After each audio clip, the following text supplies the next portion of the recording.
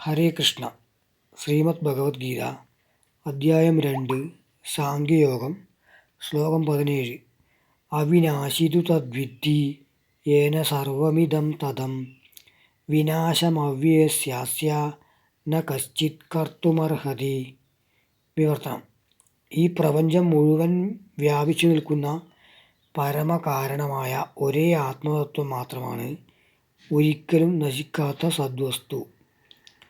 ഒരിക്കലും മാറ്റമുണ്ടാകാത്ത ആത്മാവിനെ നശിപ്പിക്കുവാൻ മറ്റേതു വസ്തുവിനും സാധിക്കയില്ല.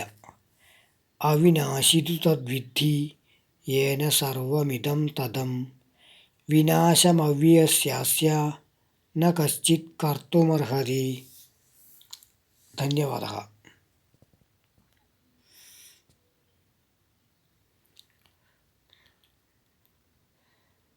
ശ്രീകൃഷ്ണ ക്ഷേത്രം.